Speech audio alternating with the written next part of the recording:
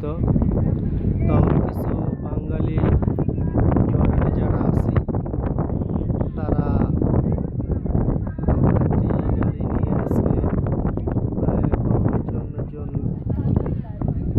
লোক মানে এখানে আসছে এই গাছটি দেখার জন্য। গাছটি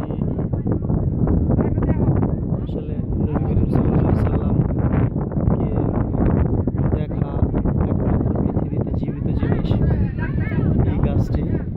আপনারা দেখতে পারেন যে আসলে এই গাছের আশেপাশে টোটাল এলাকায় যে এখানে টোটাল বিশাল বড় একটা এলাকা আছে, এই টোটাল বিশাল এলাকার মধ্যে কোনো বাড়িঘর কিংবা কোনো ধরনের গাছপালা কিছু নেই। এখানে শুধু একটা অফিস কিছুদিন আগে করা হয়েছে, যারা এই গাছটিকে রক্ষণাবেক্ষণ করে হারেস মানে দারোয়ানে আছে এখানে, কিন্তু এছাড়া টোটাল এলাকায় কিছুই নেই, কোনো বাড়িঘর গাছপালা মানে কি বলবো যে চোখ যত দূর যায় কিলোমিটারের পর কিলোমিটার, মোটামুটি ধরা যায় মনে করেন কত কিলোমিটার। আমার সম্ভবত ওইদিকে আমি কখনো যাইনি, ওই দিক থেকে আসছে প্রায় 60 কিলোমিটারের মতো, কোনো বাড়িঘর নেই। এদিকে হয়তো এরকম আরও বেশি হবে, আরও অনেক বেশি হবে, প্রায় 100-150 কিলোমিটার হবে যে কোনো বাড়িঘর নেই, কোনো গাছপালা নেই। এর মাঝখানে আল্লাহ পাকের রহমত শুধু এই গাছটাই আছে। তো এই গাছটা দেখার জন্যে আমরা বাংলাদেশ থেকে অনেকেই রওনা করছি, অনেকে আসছি। তো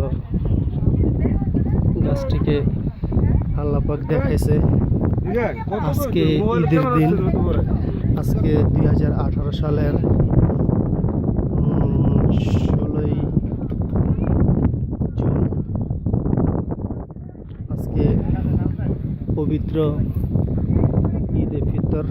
ঈদুল ফিতর। তো ঈদের দিন আমাদের বাঙালিদের যা ছুটি ছিল, ছুটি থাকার কারণে আমরা সবাই এখানে বেড়াতে আসছি। তো দেখতে পারতেছেন এটা আমার বন্ধু মোহাম্মদ হীরা। তো আরও অনেক বাঙালিরা এখানে আছে, মানে যারা আছে এখানে সবাই বাঙালি, তো কিছু অন্য দেশীয় আছে। তো ইন্দোনেশিয়ার প্রায় 5-6 জন আছে ইন্দোনেশিয়া থেকে আসা, আর বাকি যা আছে সবাই আমরা বাংলাদেশি।